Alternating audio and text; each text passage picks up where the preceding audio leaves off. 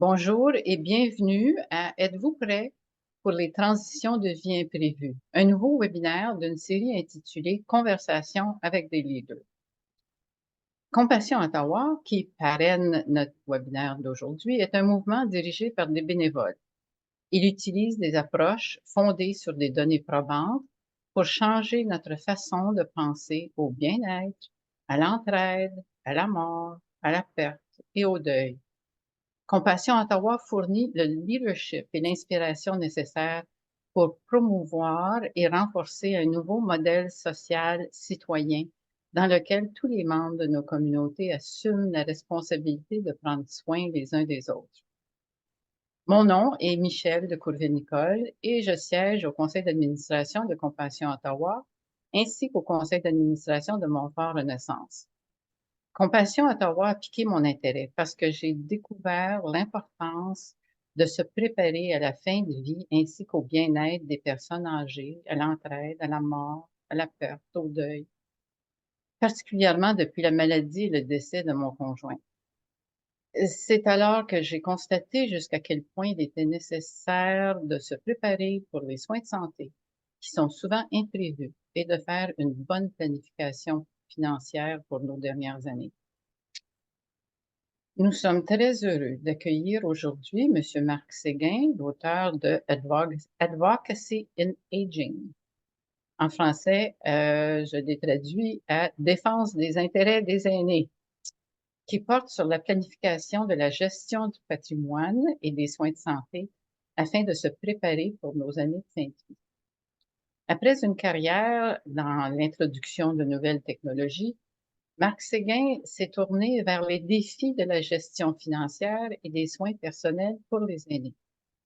Il a aidé de nombreuses familles, dont la sienne, à planifier et à faire face aux changements inévitables de la vie qu'apporte le vieillissement. Ces expériences lui ont permis de cristalliser une approche, dans le langage courant, du maintien de la continuité dans les affaires financières et les soins personnels. Nous vivons tous plus longtemps, ce qui augmente les probabilités de vivre avec des capacités réduites en raison du vieillissement naturel, d'événements ou d'une maladie. En planifiant pour l'imprévu et en constituant une équipe de soutien, il est possible d'assurer la continuité et la cohérence dans la gestion des affaires financières, physiques et mentales. Bienvenue à Conversation avec des leaders, Marc. J'ai lu ton livre avec grand intérêt, au point d'en acheter quelques copies pour Merci, distribuer en à ma passant. famille. Il m'a fait penser à plein de choses importantes pour la fin de vie que je n'avais pas anticipées. Le livre va m'être très utile, ainsi qu'à ma famille. Les concepts décrits dans ton livre s'appliquent à tous ceux et celles qui se préparent pour leur propre vieillissement ou celui de leurs parents. Donc, faites-nous découvrir, pour commencer, le parcours qui vous a amené à écrire votre livre, Advocacy in Aging. Premièrement, merci beaucoup, Michel, de m'avoir ici aujourd'hui pour cet entretien. Et puis, merci à Compassion à Ottawa d'organiser cette conversation avec les leaders. Ça me fait grand plaisir d'être ici aujourd'hui pour partager mes expériences et ma passion sur ce sujet-là. Alors, le parcours, c'est une bonne question. En fait, ma première réaction, c'est que je peux vous dire que mes enseignants de la petite école, même à travers mon éducation, seraient tous surpris que j'ai écrit un livre. J'étais plutôt du côté mathématique, scientifique. Alors, me voir aujourd'hui avoir écrit un livre, c'est quand même surprenant, mais c'est un processus qui, à travers le temps, est arrivé en soi. Alors, je vais donner une couple de facteurs qui dans le parcours qui ont influencé ce résultat-là. Alors, première des choses, c'est les expériences personnelles. Je dois dire les expériences avec mes beaux-parents, avec mes parents et moi-même. Et puis, en particulier, je dois dire que ça a commencé avec mes beaux-parents. Mes beaux-parents avaient tous les deux la démence en même temps, ce qui est en fait statistiquement apparemment très rare. Mais dans le cas de mes beaux-parents, mon beau-père, qui avait pris une retraite à 58 ans, c'est une personne qui était très passionnée de la planification financière. Il a passé beaucoup de temps à lire des livres. Il le faisait dans son vivant pendant qu'il travaillait, mais à sa retraite, il a mis encore beaucoup plus d'énergie en lisant beaucoup de livres, en passant beaucoup de temps à ses aviseurs financiers et finalement, il a mis ses plans. Et c'est quelque chose qu'il partageait avec la famille de temps en temps. Puis en rétrospective, probablement pas dans le niveau de détail qu'il aurait dû.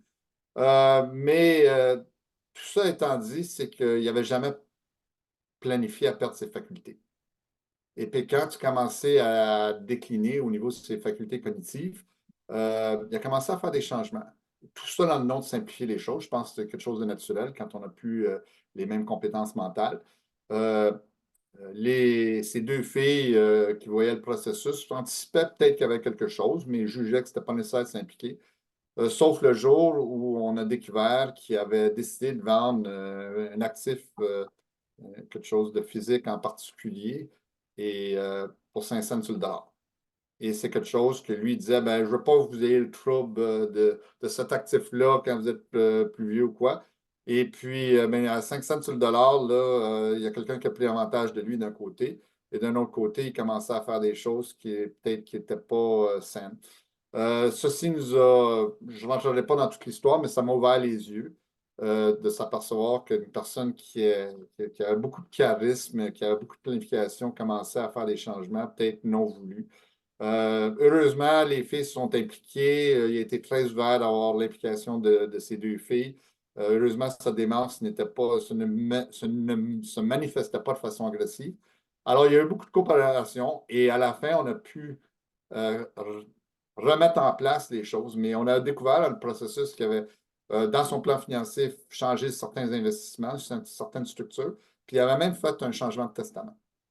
Alors, on peut voir que à travers le temps, une déclinaison, une dégradation de ses compétences peut engendrer des choses. Heureusement, ça va pas assez dégrader à ce stade-là pour que on puisse vraiment avoir des discussions au bon moment quand ses facultés étaient correctes. Mais tout ça pour dire, c'est ça que ça m'a ouvert les yeux, que la réalité, c'est plus on vieillit, les chances sont que nos compétences sont peu aussi bonnes qu'ils l'étaient. Puis moi, je vais l'admettre, hein, même à mon âge aujourd'hui, je ne suis pas aussi compétent que je l'étais il y a 10 ans. Puis mes enfants qui sont dans leur trentaine sont hyper compétents. Alors pourquoi je ne les impliquais pas dans le processus? Puis c'est un principe-là de base que je pense pas qu'il est naturel dans les gens. On a tous travaillé fort, puis on aime quand même garder le contrôle de nos affaires, mais ceux qui ont été des leaders ont aussi appris comment déléguer, puis c'est cette approche-là qui m'a ouvert les yeux. Alors ça, c'est un des premiers déclencheurs. Deuxième déclencheur, c'était l'expérience que j'ai eue avec mes parents. Puis on va peut-être en parler un petit peu plus long, mais avec mes parents, j'ai eu un déclencheur qui m'a permis de m'impliquer avec mes parents. Mes parents étaient de la vieille génération, ils ne parlaient pas d'argent, ils ne parlaient pas de notre santé. Ils nous ont dit un jour que leur testament était dans une boîte en quelque part, puis quand ils mourront, on ira le regarder. Alors, ceci étant dit, c'est que j'ai eu l'opportunité de m'impliquer, puis là, on a mis beaucoup de bonnes pratiques en place. C'est un processus qui est arrivé à travers les années. Ça m'a ouvert les yeux. Et ensuite, moi, j'ai décidé, ben, c'est le temps de planifier pour moi-même. Alors, qu'est-ce que je vais mettre en place? Alors, quand je suis venu mettre en place, ben, il y a des choses qui sont bien allées. Il y en a d'autres qui m'ont ouvert les yeux. Alors, tout ça pour dire, c'est qu'à un moment donné, je me suis dit, je vais partager ces histoires-là. On partageait beaucoup dans mon groupe d'âge ce qu'on faisait pour nous-mêmes, ce qu'on confrontait à la gestion de nos parents. Alors, c'est tous ces éléments-là qui un jour m'ont dit, peut-être que je pourrais écrire un livre. Puis j'ai eu un déclencheur d'un autre livre que j'avais lu, puis un auteur qui m'a aidé, qui m'a encouragé, et puis m'a donné un peu de mentorat. Alors, c'est de là que j'ai décidé, ben, il faut que j'écrive un livre. Et puis, c'est de même un peu l'histoire, comment tout est venu ensemble. C'est un peu une longue histoire, mais voilà un peu comment je me suis retrouvé à écrire un livre. Puis ça a été une expérience très plaisante.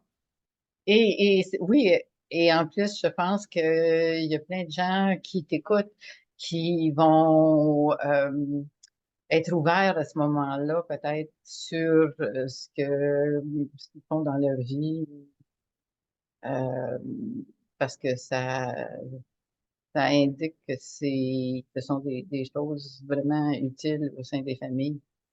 Tu préconises dans ton livre euh, un cadre de planification que tu appelles PACT.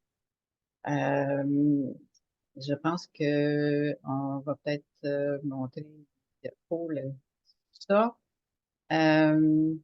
Donc, est-ce que j'ai remarqué que tu as, dans ton livre, suggéré des quelques sujets particuliers par rapport à Pacte. Oui. Et je vois à l'écran, là, le stress. Ben, écoute, à la fin, oui, dans le livre est composé de deux dimensions. Première des choses, c'est un cadre de travail, OK? Mais le livre est écrit vraiment, c'est une série d'histoires. C'est un livre qui est ciblé à être facile à lire, que ce soit des histoires qui mettent en lumière là, des réalités de la vie qu'on ne veut jamais parler ou bien qu'on ne comprend pas ou bien qu'on n'est pas familier. En toute honnêteté, je ne sais pas si les gens qui sont ici en ligne ont déjà vécu la démence, mais on parle beaucoup de démence, mais tant que tu ne l'as pas vécu, tu ne comprends vraiment pas c'est quoi l'impact de la démence. Alors, dans le livre, il y a plusieurs histoires qui incluent la démence, des histoires de transition de chalet, etc., etc. Alors, tout ça pour dire, c'est que c'est un livre qui est facile à écrire, mais on a écrit un cadre. Le cadre se définit comme 5 piliers dans le livre. Mais à travers les années, après avoir présenté, j'ai décidé de promouvoir le cadre sous le thème pacte. Puis j'ai dit, on fait un pacte avec nous-mêmes, on fait un pacte avec nos familles, on fait un pacte avec notre entourage pour être organisé, pour être prêt. Et pourquoi? Parce que le moment venu d'une situation imprévue, puis c'est pas juste la vieillesse, plus je rencontre des gens, ben on a tous des événements imprévus dans la vie, que ce soit une maladie, un accident. Alors, le besoin d'avoir de l'aide de notre entourage peut arriver à n'importe quel moment. Puis ce que moi, j'essaie de faire, c'est d'ajuster, de rajouter du stress à ces moments-là en étant prêt pour ces moments-là ou en s'assurant que notre entourage est prêt. Alors, je me suis retrouvé à définir PAC comme étant il faut planifier. Je pense que tout le monde comprend le besoin de planifier. Ce n'est pas tout le monde qui aime le faire, puis ce n'est pas tout le monde qui le fait au niveau de détail qui est important à faire. Mais les autres événements, je trouve qu'il manque beaucoup dans la planification de beaucoup des gens, que ce soit pour leur retraite ou autre situation. C'est aller au-delà de la planification, c'est d'activer, c'est d'être prêt que s'il y a un événement ou au moment venu, que ce n'est pas un fardeau que les autres peuvent venir à notre aide. Et je vais prendre l'exemple qui est le plus clair, c'est que beaucoup de gens vont avoir leur structure financière en place et puis dire, mais je suis prêt, ma procuration est en place. Mais tant que tu n'as pas passé à travers le processus d'activer ta procuration dans les institutions financières ou autres organisations qui ont besoin de votre procuration, on ne réalise pas le fardeau. Mais ce n'est pas le temps de le faire quand tu as une crise dans la famille ou un accident. Ce n'est pas le moment. C'est déjà assez difficile de le faire quand tout est en place et qu'on a nos facultés. Alors, pour moi, activiste, c'est quelque chose que j'ai découvert de façon pénible à travers l'expérience avec mes parents autant que mes beaux-parents.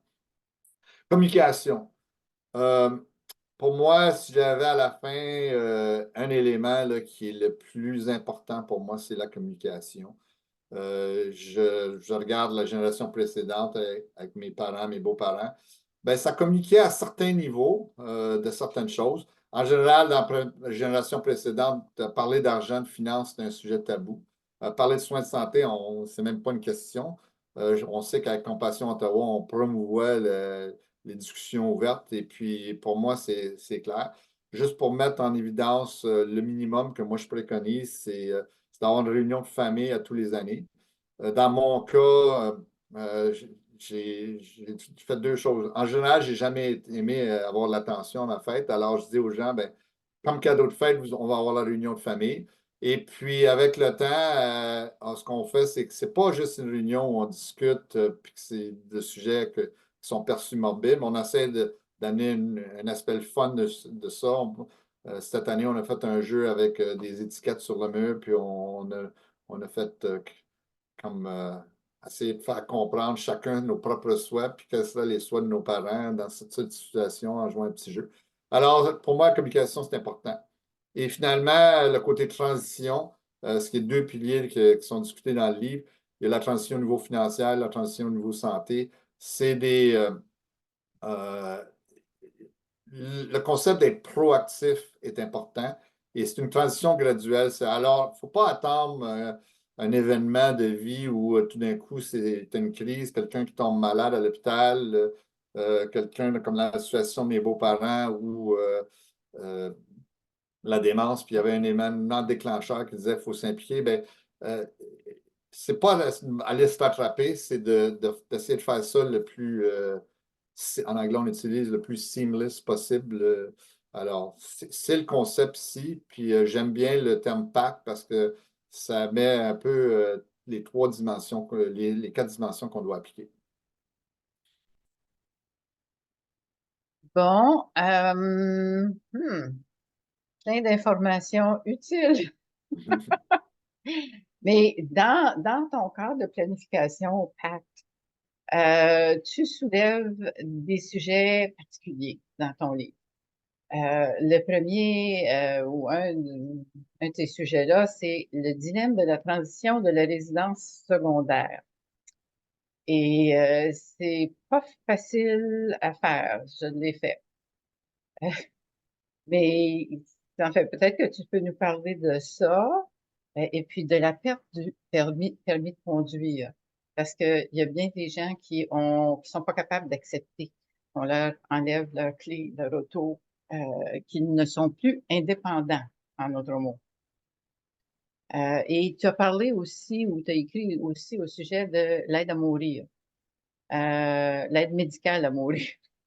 En anglais, MAID. Je pense que bien des gens continuent à appeler ça MAID. Mais c'est un sujet, je pense, qui est très important et il faut y penser tu sais, dans le contexte de sa famille, là, qu'est-ce qu'on va faire. En tout cas, je te laisse parler de ça. Ben, j'apprécie beaucoup que tu soulèves ces trois sujets-là parce que euh, mon livre est en général un livre de principes. Alors, c'est quand même assez haut niveau. C'est des principes de base, autant au niveau financier, je ne rentre pas dans les détails, autant au niveau légal, mais j'applique des principes. Mais ces trois sujets-là en particulier, c'est des sujets, disons, plus précis que j'ai débattu ce que j'étais pour adresser dans le livre, mais il fallait que je le fasse parce que pour moi, ce que j'ai découvert, c'est des sujets très, très délicats. Et c'est des sujets que même si quelqu'un accepte les principes, quand tu viens pour le mettre en action, vient le temps, tu leur dis, mais c'est ça que ça veut dire, et puis c'est très difficile. Je vais commencer à l'ordre inverse des sujets que tu as amenés. L'aide à mourir, ben, l'aide à mourir, c'est une réalité au Canada. C'est un choix qui est disponible au Canada. On peut être d'accord, pas être d'accord, on peut être entre les deux. C'est pas, j'ai pas une opinion, ben, j'ai mon opinion personnelle, mais j'ai pas une opinion pour le reste de la population. C'est à chacun de former une opinion. Mais ce qui est important, c'est qu'on ait une opinion. Puis ça fait partie du plus grand sujet de la planification préalable des soins. Mais ça doit être intégré dans tout ça et ça doit être communiqué avec la famille parce que pour revenir dans le PAC, il y a le site de communication. Il y a bien des familles qui communiquent. Tu sais, on pense qu'on communique, mais on ne communique pas vraiment assez en détail pour vraiment comprendre les valeurs fondamentales. Tu sais, on peut se rencontrer à un party de Noël, puis mais tout le monde n'est pas lié, tout le monde se raconte des histoires. Mais il vient le temps de dire, ben, c'est quoi qui est important pour toi dans tes soins de santé? Qu'est-ce que tu penses de la valeur à mourir? Ben, c'est là qu'on ne sait pas s'il y a des différences entre les membres de la famille. Puis un jour, ça peut créer des bris de famille. Alors, pour moi, c'est bien important, autant au niveau les soins que l'aide à mourir, c'est important que ça soit discuté parce que c'est une réalité d'aujourd'hui. Euh, c'est des sujets difficiles, c'est des sujets qui sont souvent évités entre amis, entre familles. Puis tu sais, des fois, dans les familles, on ne se connaît pas en tant qu'adulte, alors c'est bien important. Alors ça, c'est le point numéro un. Le permis de conduire, mais c'est quelque chose qui me fait sourire à chaque fois. En fait, bien des gens me demandent à quel âge que j'ai. Ben, moi, j'ai 64 ans aujourd'hui, alors je dis j'ai 36 ans. J'ai commencé à conduire à l'inverse à 50 ans, puis à 16 ans, là, il va falloir qu'on enlève le permis de conduire. Parce qu'à 16 ans qu'on me l'a donné. C'est l'âge de 84 ans. Fait que je dis ça en souriant, mais tu sais, fondamentalement, c'est plate à dire, mais avec le temps, nos capacités se dégradent. Puis toutes ces capacités-là qu'on est fiers d'acquérir quand on est jeune à travers notre adolescence, ben, on vient les perdre, puis c'est pas facile à accepter. mais c'est une réalité. Puis, il faut accepter cette réalité-là quand on vieillit, puis s'entourer de gens qui nous le rappellent. Et puis, oui, le permis de conduire, c'est un de ces sujets-là qui est très, très sensible. Il faut se rappeler que conduire une auto, c'est une responsabilité. C'est pas non seulement.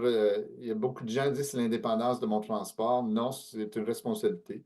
Quand tu prends le volant sur la route, tu es responsable de ta propre santé, de ta voiture, mais des gens tout alentour de nous. Et puis, un accident peut être grave.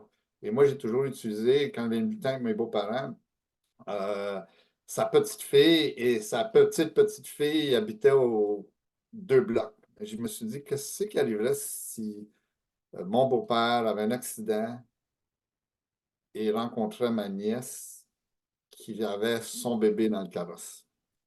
Et tu sais, quand on le pense de même, tu t'aperçois de la responsabilité de c'est quoi un permis de conduire. Alors, c'est pas facile, mais moi, je vais encourager les gens. J'ai dit, j'encourage ma famille, j'ai dit, je veux que vous me le dites quand vous n'êtes pas confortable que je puisse conduire. En fait, le jour où vous n'êtes pas confortable de venir avec moi dans l'auto ou de mettre votre enfant dans mon auto, c'est peut-être le jour que j'ai plus les compétences. Et pourquoi pas mettre en place des modes de transport alternatifs?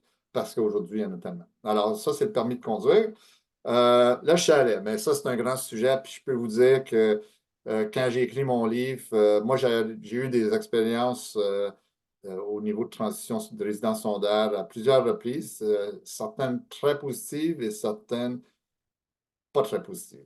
Alors, c'est un sujet que j'ai quand même porté beaucoup attention dans mon environnement, mais je n'étais pas pour écrire là-dessus, parce que j'ai dit c'est un sujet, c'est trop difficile, je ne suis pas sûr. Puis après beaucoup de réflexion, c'est un sujet que j'ai décidé. Puis j'ai un mini cadre de comment regarder à la transition. Quand on regarde des lectures, puis ce que j'ai lu beaucoup dans beaucoup de publications, ben, il encourage beaucoup les gens de dire ben, la chose la plus facile, la plus dure pour éviter tout ça, tous les conflits de famille, c'est de le vendre le chalet. J'ai de la difficulté avec une approche si radicale. Et puis, oui, j'ai développé un cadre. Je ne rentrerai pas dans le détail, mais fondamentalement, c'est d'encourager une vraie communication pour voir vraiment les intérêts des gens. Puis, c'est pas facile à aller chercher, mais c'est une vraie communication.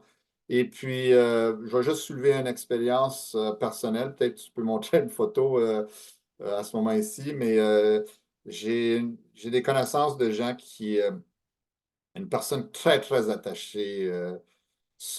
Georges, qui était très attaché à son chalet. C'était sa vie. Sa famille a passé toute sa vie à ce chalet-là.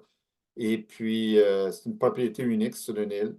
Et puis, quand c'était clair là, qu'il voulait transitionner ça à la famille, c'était primordial. Et quand il est décédé, puis c'est encore assez soudain, c'est dans les 2 dernières années, il y a 2 choses qui se sont soulevées. Puis l'histoire n'est pas encore terminée, mais d'un côté, sa femme euh, elle avait moins d'intérêt là, au chalet sans que Georges soit là. Et puis, aux questions financières, elle a peut-être besoin de la valeur du chalet dans son plan financier à long terme. Alors, peut-être pas immédiatement, mais à long terme. Mais je ne suis pas sûr que les enfants comprenaient ça, que ce n'était pas un héritage évident, parce que peut-être que financièrement, elle avait besoin de retirer des fonds du chalet. Alors, il y avait cet aspect-là. L'autre aspect, c'est que un de ses enfants, qui était probablement celui qui était le plus attaché au chalet, après quelques années, quelques étés, se retrouvait à y aller de temps en temps, fin de semaine, tout ça. Il utilisait la propriété au lac, mais il ne restait pas là aussi souvent, parce qu'il y a quand même beaucoup de travail quand tu es sur l'île. Puis c'est avéré qu'il n'était pas vraiment attaché au chalet même, mais il était attaché au lac. Alors, tout ça pour dire, c'est qu'à travers toutes ces années-là, c'est probablement les gens que tu peux croire qui étaient les plus attachés à ce chalet-là, à la vie de chalet et tout ça. Puis les communications n'ont jamais été à un niveau de détail pour vraiment comprendre les intérêts. Alors, si ça avait été plus proactif, peut-être qu'il y aurait moyen de peut-être vendre la propriété, préparer les fonds pour aider l'autre à avoir une autre vie de chalet ailleurs. Mais tout ça pour dire, c'est que les discussions, les communications n'avaient pas eu lieu. Alors, c'est une histoire parmi tant d'autres qui, pour moi, vise. Là, il y a un côté financier au chalet, puis le besoin d'argent, peut-être pour certaines personnes, puis il y a l'intérêt réel des gens quand ils sont confrontés que les choses vont peut-être changer. Alors, pour moi, c'est ça. J'ai développé un cadre qui est un petit peu plus détaillé dans le livre, mais Fondamentalement, la base, c'est d'avoir des communications ouvertes et proactives là-dessus, au lieu d'assumer euh, que l'existant et les intérêts des gens, ce qu'on voit souvent. Je suis toujours ébahie par la profondeur des émotions que la famille peut avoir, les enfants qui ont passé des années à aller au chalet et qui sont attachés à ça, là, comme c'est pas possible. Oui, mais en fait, puis aujourd'hui, on a soulevé trois sujets où il y a des émotions, là, mais tous les sujets qui ont un côté émotionnel, parce que bien souvent, les gens sont fixés sur les valeurs financières, mais les Mm. valeurs émotionnelles, des fois, sont d'autant plus importantes. Puis c'est encore là, on sait que pour gérer les émotions, c'est de la communication qui est toujours la solution meilleure. Puis juste rapidement, d'autres sujets qui sont émotionnels que j'ai vécu, les biens d'une maison, en particulier les bijoux, les peintures, des choses comme, des fois ça peut être des outils, ou il y a tout le temps des éléments physiques qui font partie d'une vie qui peuvent devenir émotionnels puis que les gens ne réalisent pas avant qu'il y ait un événement déclencheur. Ouais, effectivement. Euh, Tu nous as parlé de tes parents, tes beaux-parents, et tu nous as raconté comment tu es impliqué dans leurs affaires. Mais tu as aussi parlé de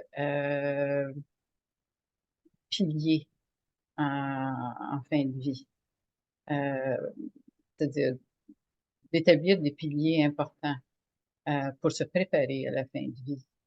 Est-ce que tu veux nous parler un peu de ça ou? Oui, absolument. Puis je crois que on va mettre un diapo ici. On a parlé du PAC, puis en fait, le PAC et les 5 piliers sur le couple, là, on va voir. Euh, Dans le livre est structuré sur 5 piliers. Et le premier a un aspect financier. Mais comme j'ai dit plus tôt, je ne vais pas dans le détail au niveau de finances, mais ce que je préconise, c'est d'assurer d'avoir un vrai plan financier. C'est un plan complet. Malheureusement, la plupart des gens ne comprennent pas ou ne sont pas bien supportés par des adviseurs financiers qui leur donnent des plans financiers parce que ça va bien au-delà des investissements. Ce n'est pas un plan d'investissement, c'est pas un plan budgétaire, c'est un plan qui incorpore tout ça. Alors, c'est bien important d'avoir des bons plans financiers. Alors, ça, c'est un élément. Et un autre élément que j'apporte à ça, c'est que bien souvent, on va avoir des plans financiers qui sont résumés avec des fichiers Excel, des courbes et tout ça. Pour moi, ce qui est important, c'est que structurer un plan financier pour que ça soit résumé de façon très, très simple. Les gens, on va peut-être en parler peut-être un peu plus tard, mais il faut que ça soit structuré de façon à ce qu'on peut avoir des conversations, des discussions. Et en fait, moi, en général, je préconise que ça soit structuré j'appelle ça en anglais des allotments, dans trois catégories.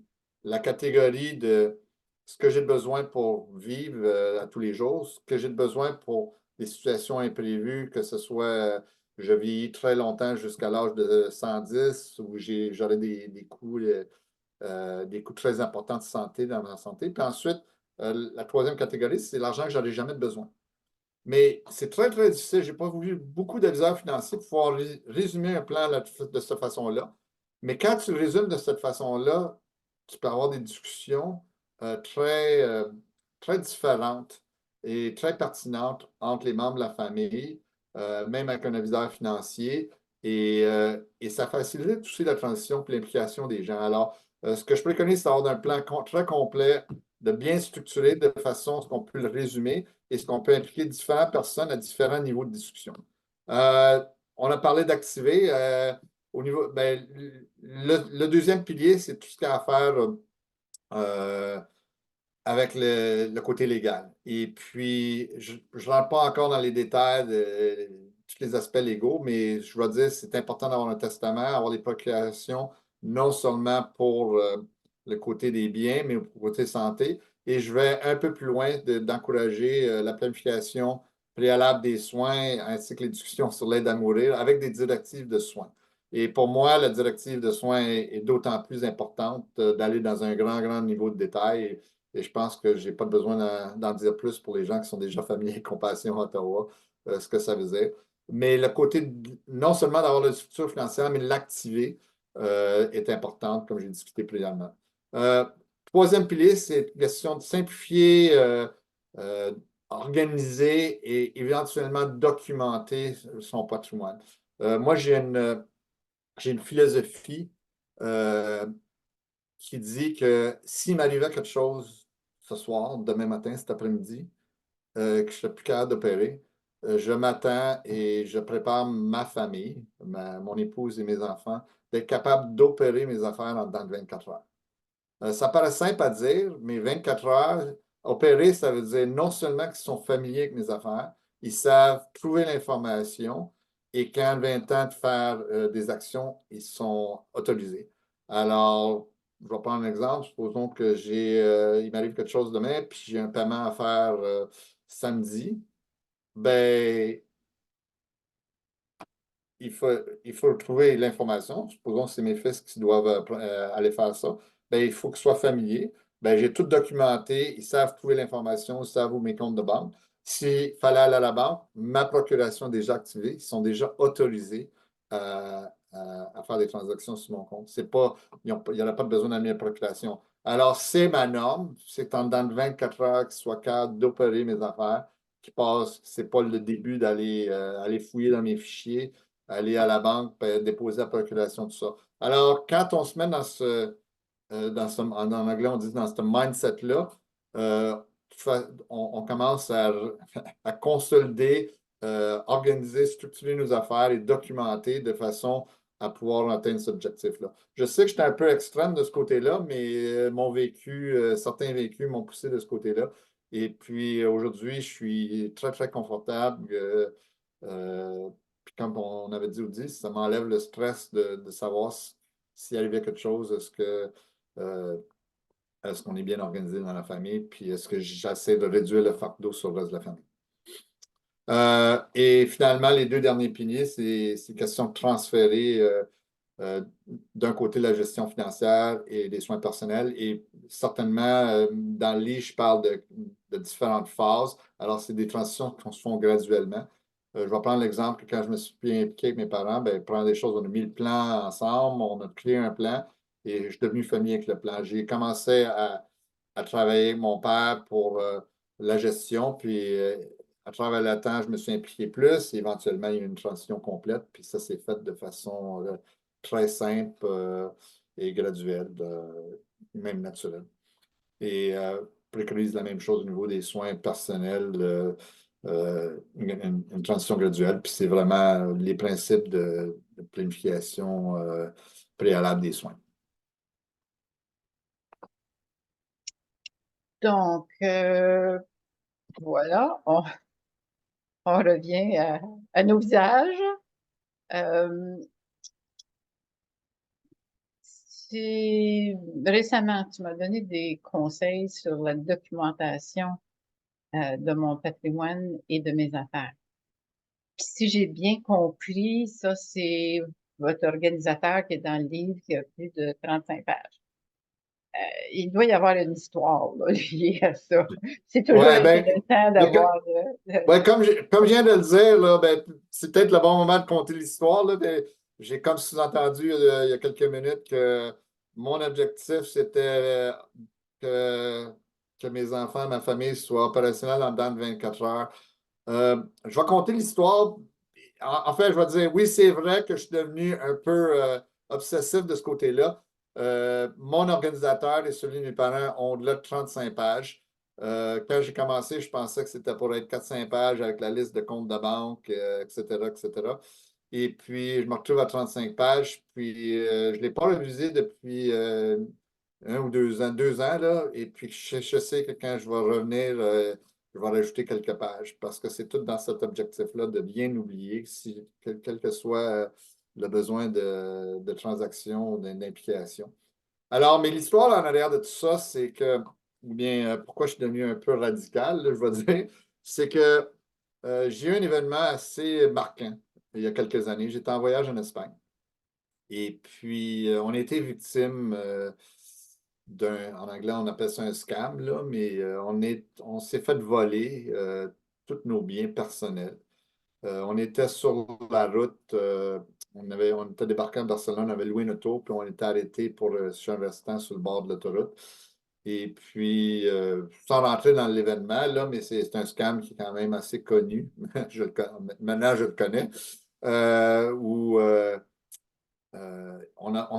on a fait une crevaison qui s'est manifestée à peu près après 1 kilomètre après d'être parti.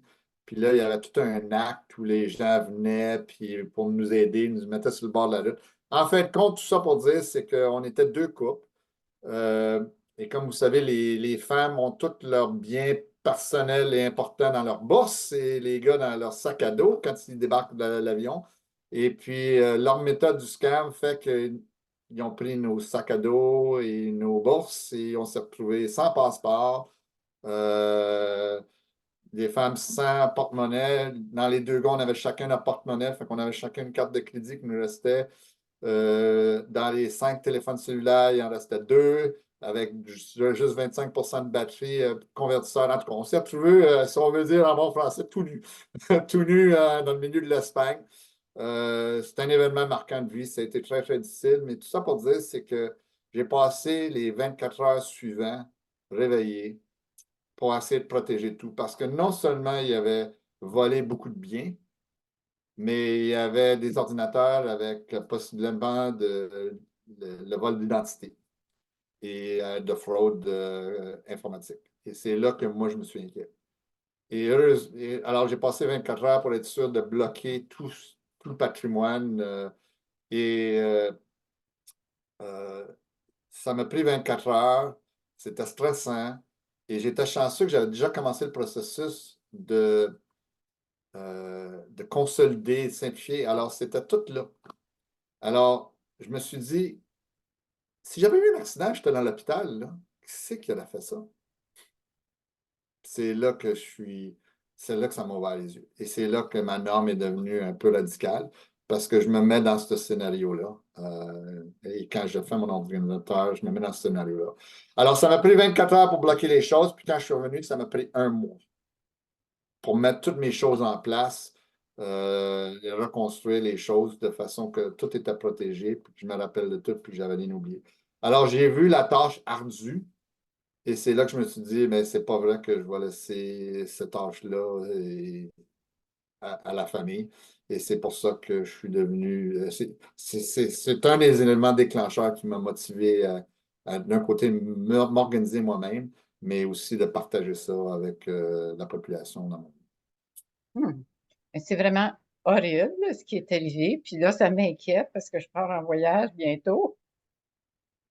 Et puis, malgré le fait que j'ai fait beaucoup de voyages au cours de mes dernières années, mais non, c'est inquiétant, là. Il va vraiment falloir que je m'assure de ne pas me retrouver dans le pétrin comme ça. Et peut-être Mon but bien n'était pas préparé de. en tout cas que. Mais tu sais, quand on traîne notre ordinateur, comme presque tout est là-dedans.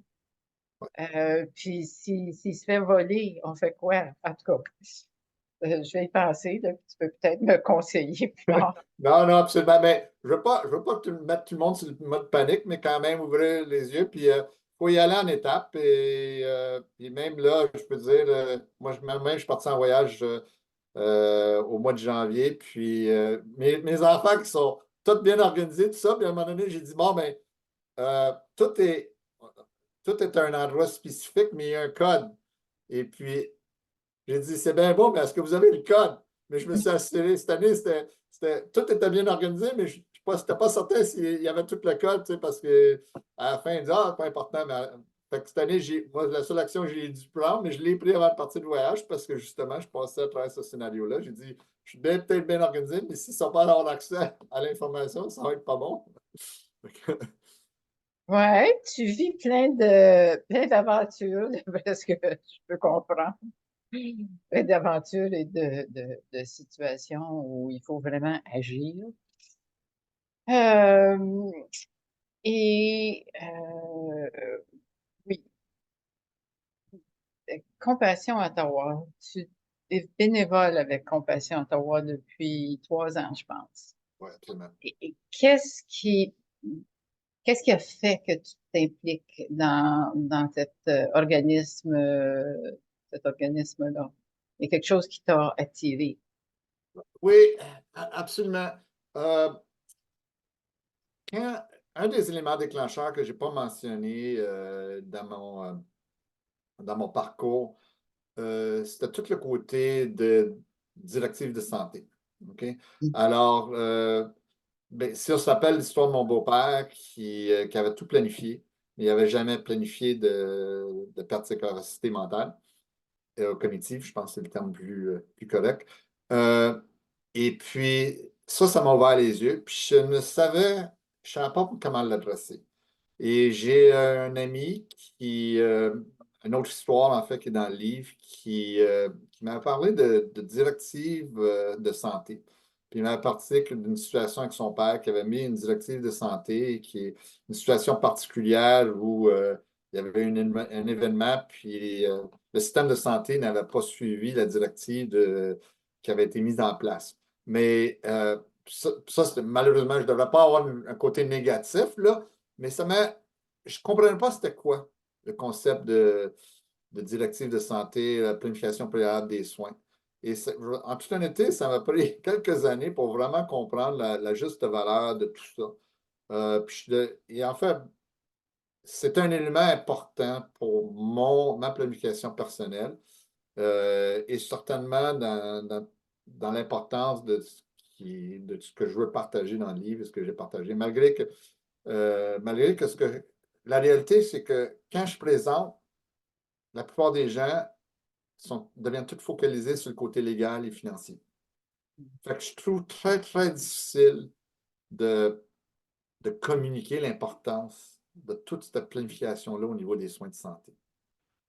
Et puis, en fin de compte, je m'aperçois que c'est probablement le sujet que je suis le plus passionné ou ce que j'aimerais vraiment réveiller la population sur ce sujet-là. Alors, tout ça pour dire, c'est que Compassion Ottawa, avec ce qu'ils font de ce côté-là, est devenu une avenue pour moi pour m'impliquer et au lieu de moi-même essayer de développer des opportunités de communication, ben, c'est une organisation qui le faisait déjà et une opportunité pour moi de focaliser sur cet aspect-là et de partager non seulement mes expériences, mais tout ce que le cadre de travail que Compassion Ottawa essaie de partager à ce niveau-là. Hmm. Tu me fais penser au fait qu'à un moment donné, on m'a dit, mais je ne savais pas, qu'il fallait que je mette une affiche dans la chambre de mon mari qui était paralysé, qui ne voulait pas être ressuscité. Je ne savais pas ça, qu'il fallait le dire, le manifester, dépendant de qui était là avec lui. C'est pas juste une question d'être à l'hôpital, mais il y a bien des gens qui sont à la maison aussi. Et puis, en tout cas, ça me fait vraiment penser à un aspect important de la préparation du point de Oui, vue. ouais, Parce qu'on non, ben, tu as absolument raison, Michel, parce que, tu sais, comme on le sait, euh, il y a beaucoup de gens, suite aux les présentations qu'on fait ou les discussions que chacun de nous aurait au niveau de préparation des soins de santé puis des directives médicales. Il y a bien des gens qui se retournent puis qui me disent ouais, mais c'est pas légal ça, puis les médecins, de toute façon, ils vont faire ce qu'ils vont faire. Ou s'il y a une urgence, tu sais, j'entends tous ces arguments-là.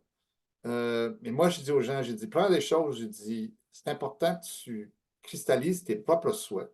Parce que même confronter une décision dans ta vie, c'est peut-être même pas toi-même, c'est quoi ton opinion là-dessus. Alors, c'est important de les cristalliser, cristalliser tes valeurs, tes souhaits alentour de tout ça.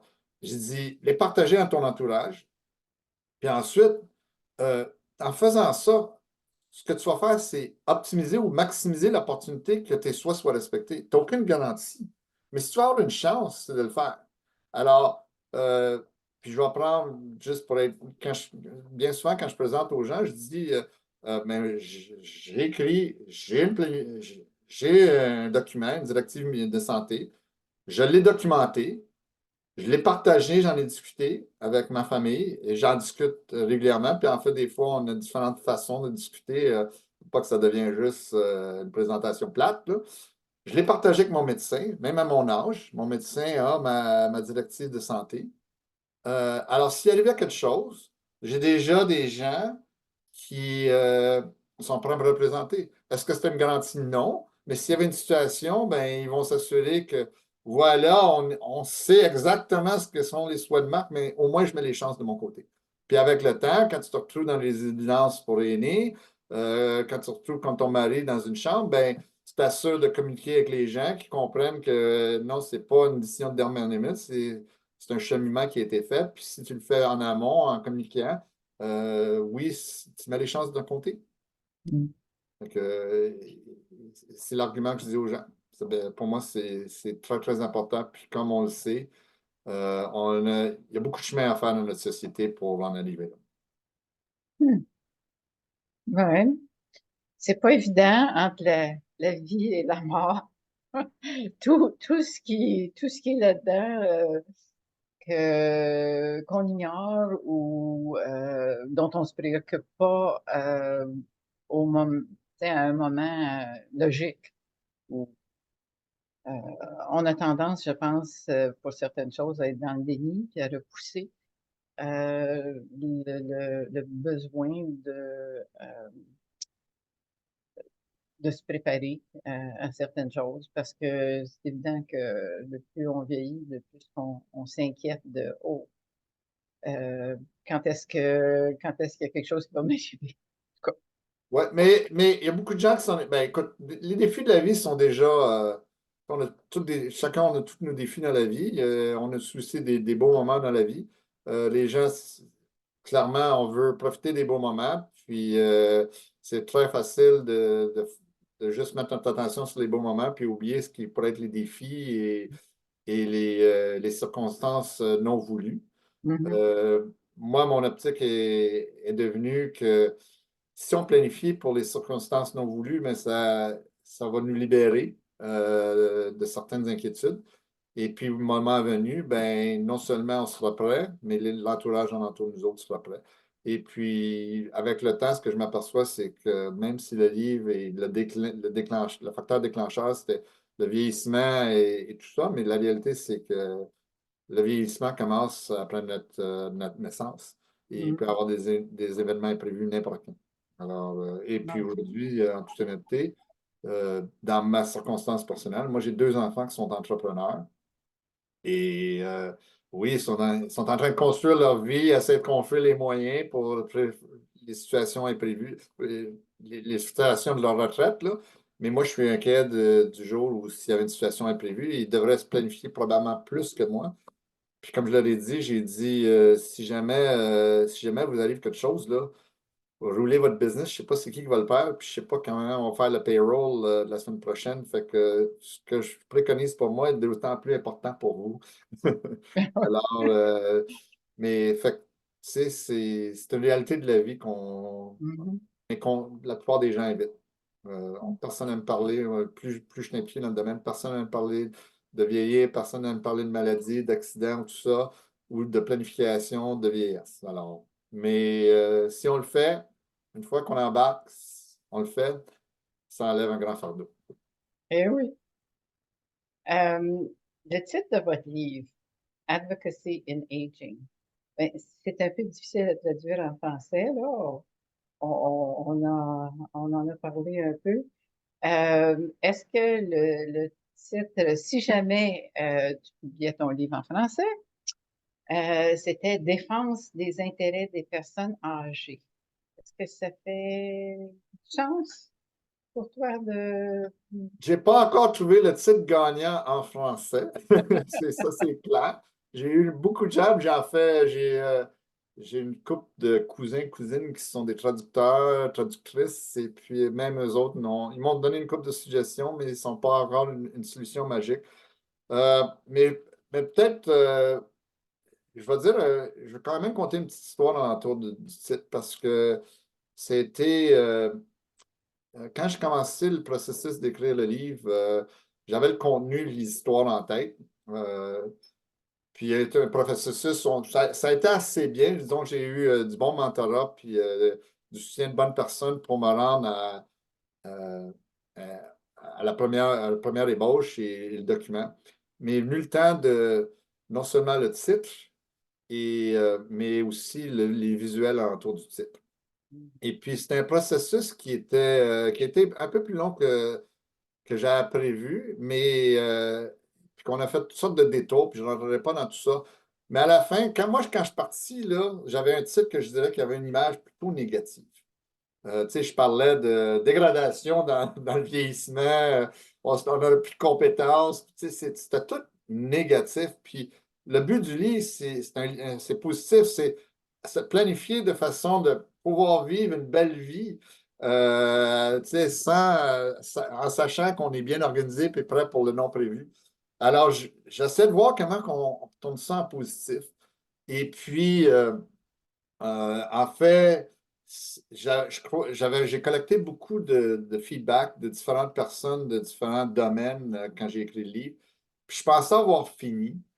Et puis, il y avait une personne en particulier que j'ai attendu à la dernière minute.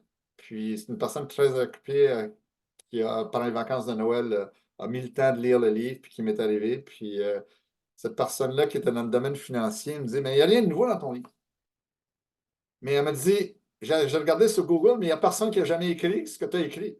Parce que tu amènes tout ensemble et c'est tout bien là, puis tu amènes une structure de principe par-dessus. Mais ceci étant dit, dans ma business, il y a quelque chose de spécial que tu amènes, mais je ne suis pas encore certain. Puis, à la fin, c'était tout ce qu'il y avait à faire à amener une équipe ensemble. Relier des gens en communication, que ce soit tes proches, communiquer avec tes aviseurs, communiquer avec les domaines de la santé. C'était tout cet aspect-là de, d'équipe, de communication, pour lui, était devenu important. Puis, ça m'a fait réfléchir. C'est là que le concept de rallier des gens qui te soutiennent à travers est important. Tout le domaine de la communication fait que je suis parti d'un concept de se préparer pour dégrader, qui était très négatif, de, de, de concept de s'entourer de gens à qui on communique et qu'on prépare et rendre ça un aspect très, très positif. OK? Alors, c'est vraiment ce changement-là qui a été très, très important dans le positionnement. Puis, oui, le terme advocacy en anglais, c'est un terme qui réalise ça très, très bien. Puis, malheureusement, on n'a pas encore trouvé le terme français là-dessus. Si j'avais à changer quelque chose dans le titre aujourd'hui, c'est parce que je m'aperçois que c'est pas juste de l'attrait au vieillissement. Alors, le mot aging, c'est vraiment, j'utilise de plus en plus l'application pour des événements imprévus dans la vie. Alors, je jouerais peut-être plus avec le terme événement imprévu, mais je ne suis pas certain. Là, tu sais, d'un côté marketing, c'est bien ciblé quand tu parles d'aging, on sait à qui on s'adresse. Par contre, c'est un sujet qui s'adresse à beaucoup d'autres gens. Est-ce qu'il y a des réactions particulières ou intéressantes que tu as eues au fil du temps au sujet de ton livre, à mesure que tu avais des lecteurs? Ouais, écoute, ça a été une expérience, pour moi, c'est une expérience très gratifiante, le livre. On ne sait jamais quand on commence à aller se mettre devant la population, commencer à communiquer sur un sujet en particulier, surtout avec un livre.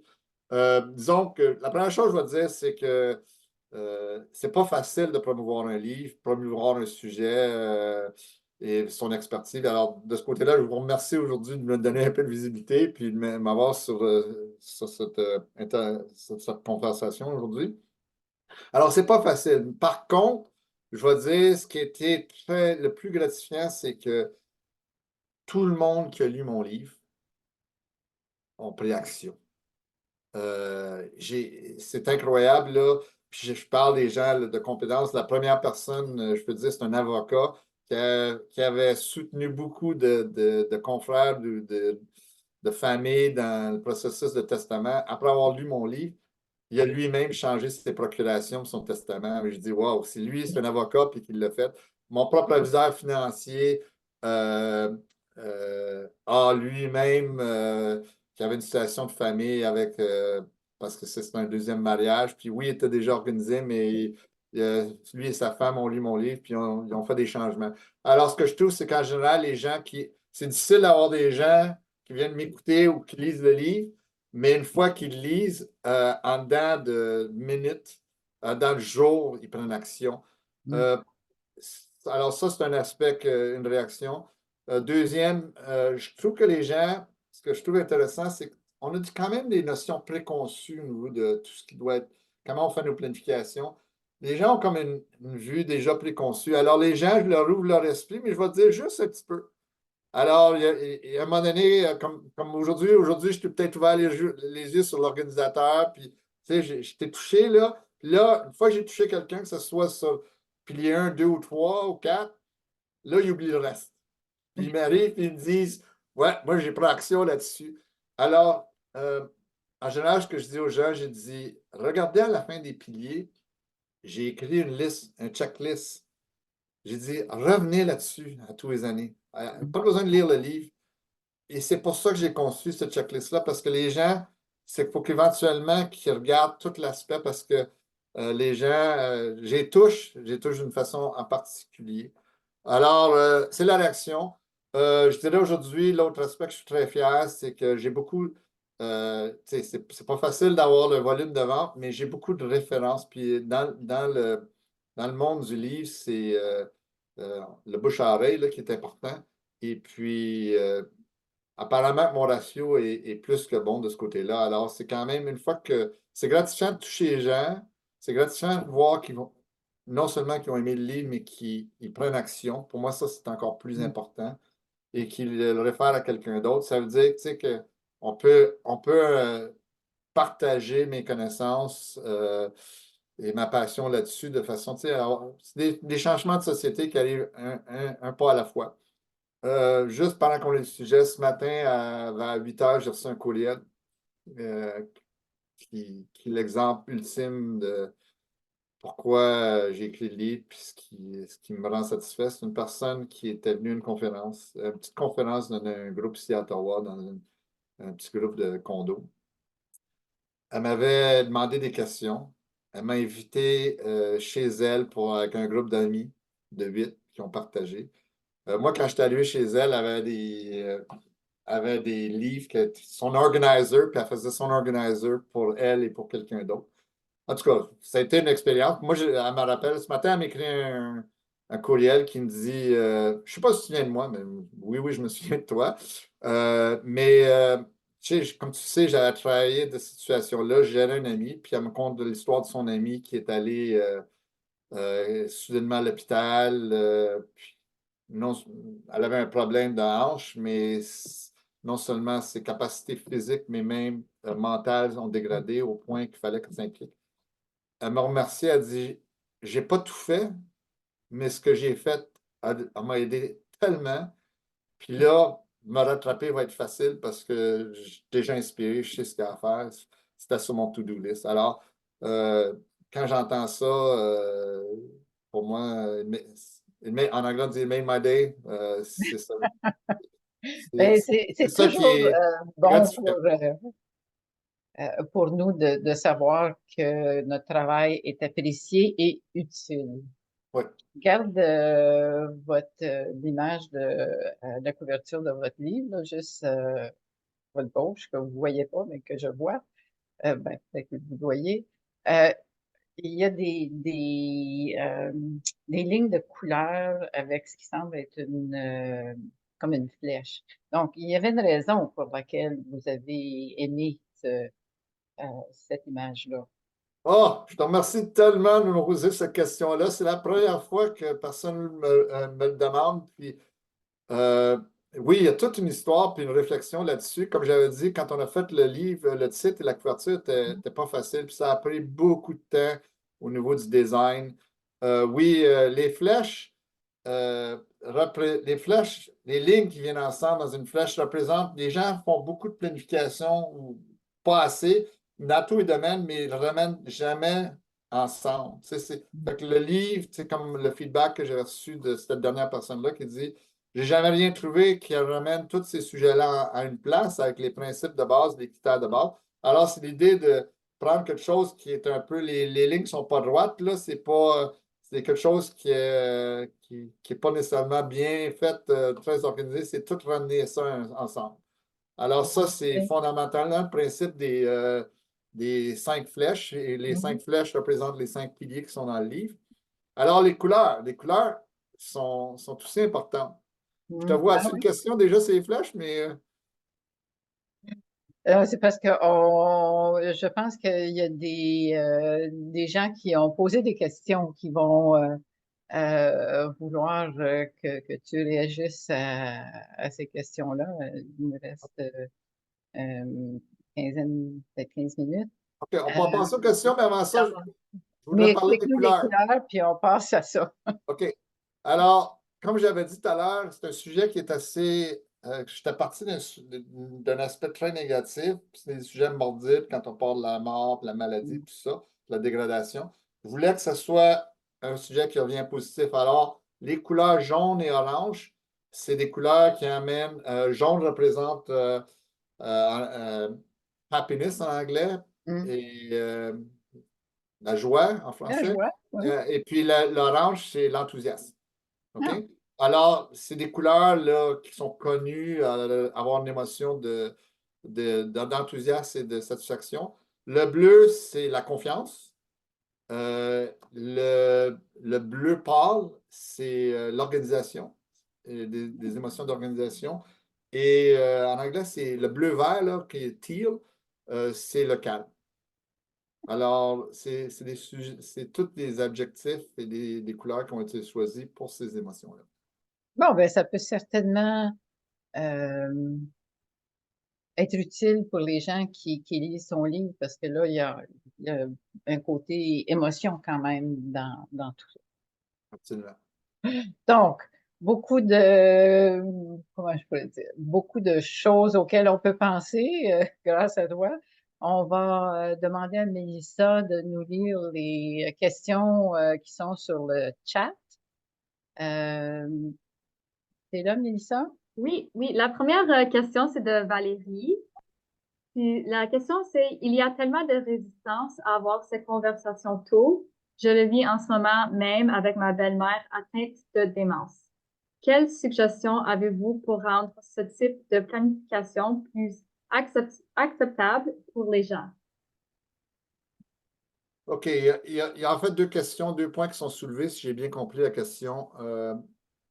Première des choses, une fois que quelqu'un est dans le processus de démence, c'est pas facile d'avoir des conversations dépendant de le niveau de progression, le type de démence et comment ça se manifeste. Et il faut faire, mais moi, ce que j'aviserais de ce côté-là, c'est qu'il faut faire très attention parce que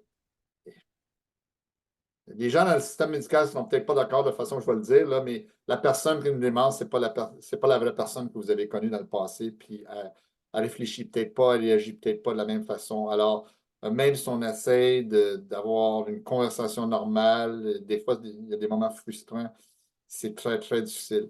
Euh, Ce que je veux dire dans ce contexte-là, c'est plus important de s'axer sur l'environnement alentour. Et c'est intéressant, hier, j'étais avec une personne en particulier qui vit une situation de démence.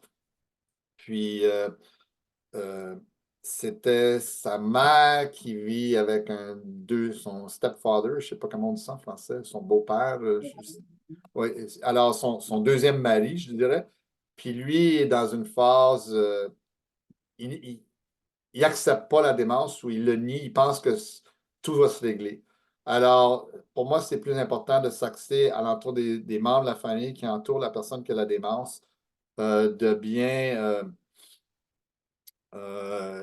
bien comprendre, puis éventuellement les amener là. Ça, c'est pas facile, là, mais essayer d'amener la personne qui a la démence, c'est encore plus difficile. Alors, c'est commencer ou se rattraper sur le processus de communication avec les gens qui entourent la personne. Puis, en toute honnêteté, c'est pas facile. Je l'ai vécu avec mon père. Moi, ça faisait 8 ans que je savais que ma mère était dans un processus de démence avant que lui, il accepte qu'il était dans la démence. Puis, on était rendu à un point là, que vraiment, c'était un point plus qu'évident. Il y a du vécu très, très, très terrible parce que ma mère, sa démence s'est manifestée de façon très agressive. Alors, c'est vraiment communiqué à l'entourage. Maintenant, ça, c'était une partie de la question. La deuxième partie, c'est que ces communications-là, c'est pas facile. Dans le meilleur des temps, là, c'est quand est-ce qu'on entame, là, et puis, tout ce que je peux dire, c'est que oui, c'est pas facile. Il faut trouver un moment déclencheur, un événement déclencheur ou un sujet déclencheur. Il faut se mettre la volonté de le faire. Et puis, trouver des moyens. Je vais vous dire, dans ma situation personnelle, je me suis mis un agenda de 10 ans pour me rendre au point où je voudrais être avec ma famille. Alors, il faut aussi pas être trop ambitieux trop tôt. Fait que oui, j'ai commencé à avoir une première conversation. Et puis, à chaque année, quand j'ouvre le sujet, puis maintenant qu'on a ouvert le sujet, on a quand même des discussions de temps en temps. Là, si quelqu'un veut amener le sujet, puis des fois, on le fait de façon cocasse. Puis d'année en année, j'essaie de trouver des nouvelles méthodes pour que ce soit des discussions plus faciles. Comme j'ai dit, cette année, on a joué un jeu avec des post-it jaunes, puis on a regroupé des post-it, des trucs que j'avais trouvés de facilitation quand j'étais dans le domaine des affaires. J'explore d'autres avenues. Là, éventuellement, je vais me construire une liste d'outils pour que ça devienne pas des communications pénibles, pas un meeting de famille, mais que ce soit quelque chose de le fun qu'on fait chaque année ensemble, puis qu'approfondir les communications. Alors, il faut devenir un peu créatif, mais à la fin, il faut partir d'un point déclencheur, créer un point déclencheur et se dire que c'est important. Et éventuellement, euh, dans bien des familles, ce que je trouve que les gens, moi j'ai vu, surtout avec les gens âgés, j'ai entendu souvent des gens qui me reviennent dire, mon père me dit, je suis tellement content que tu aies entamé ce sujet-là, je ne savais jamais comment l'approcher. Alors, bien souvent, on pense que c'est des sujets qui ont la résistance, mais en fait, bien souvent, c'est des sujets que les gens aimeraient avoir, mais qu'ils ne disent pas. Puis ça, je l'ai vu à plusieurs reprises. Ça, c'est vraiment un bon point. On passe à la première question. Je vois qu'il y en a quelques-unes là, des questions qui attendent en ligne. Oui, la deuxième question, merci Marc. La deuxième question, c'est, j'ai compris que les directives de soins ne sont pas légalement valables en Ontario. Ben,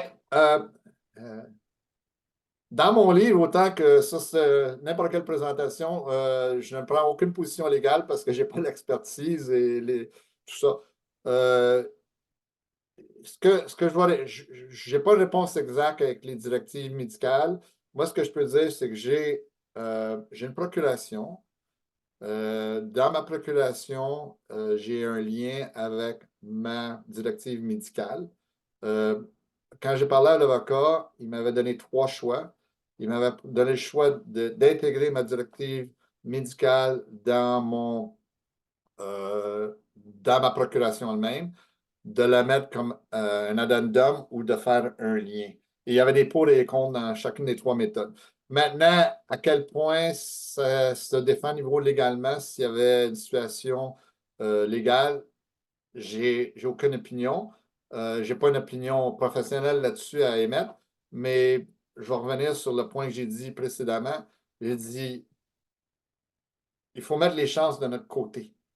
Si on n'a si on n'a aucune réflexion, aucune communication sur nos souhaits, premièrement verbalement, deuxièmement en écrit et troisièmement relié à un document légal, ben, vous réduisez vos chances.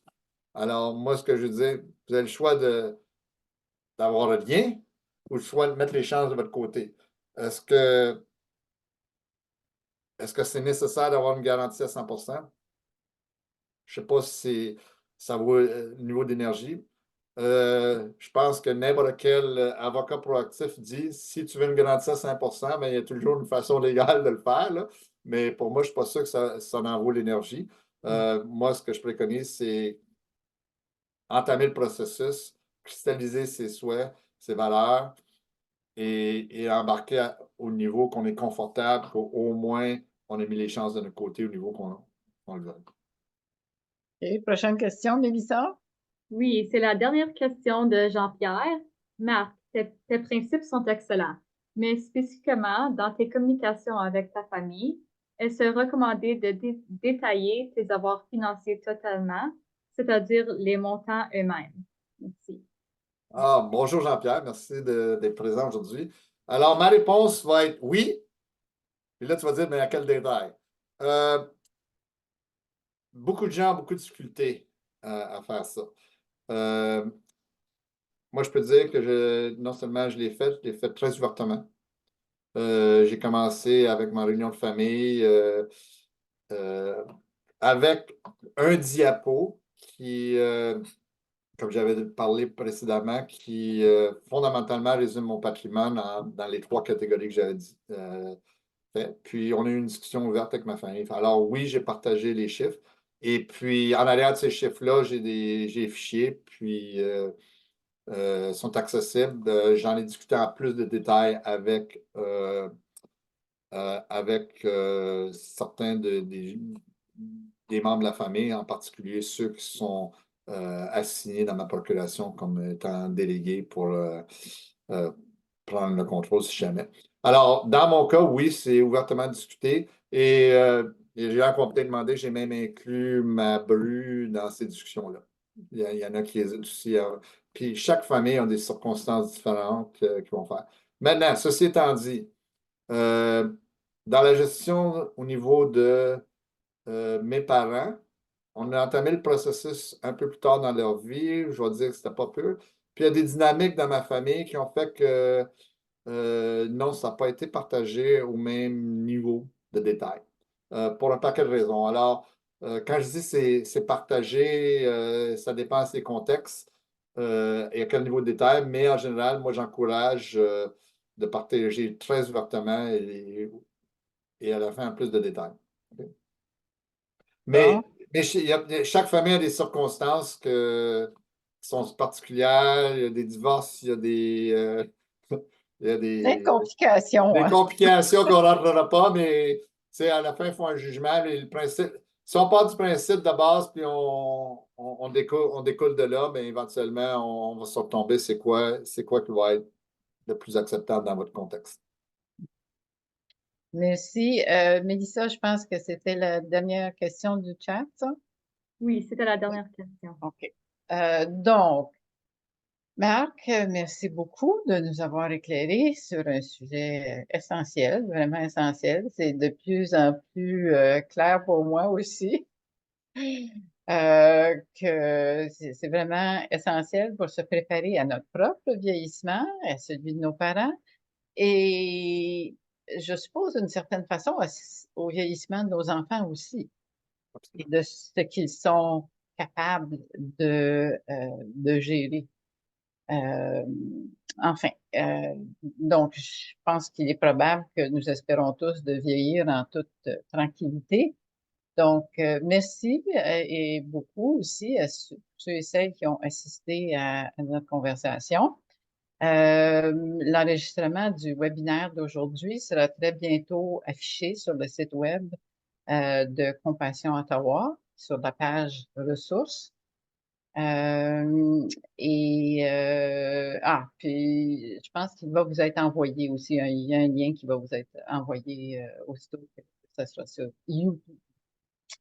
On va faire un petit sondage, un sondage de 3 minutes qui va être envoyé à tous les participants aujourd'hui pour connaître, pour savoir là, quelle a été votre expérience. Et ça va être des questions assez simples. Là. Je vous dirai pas exactement c'est quoi les questions. Vous allez recevoir ça, je pense. Et puis, j'aimerais souligner que Compassion Ottawa, c'est un organisme de bienfaisance et ce sont les dons qui nous permettent de continuer à offrir des programmes comme le webinaire d'aujourd'hui. Et donc, nous vous invitons à faire un don sur Canadon ou sur notre site web. Et nous vous enverrons le lien dans le même courriel que l'enregistrement et le sondage. Donc, merci beaucoup. À la prochaine. Peut-être que tu vas écrire un nouveau livre où tu vas élargir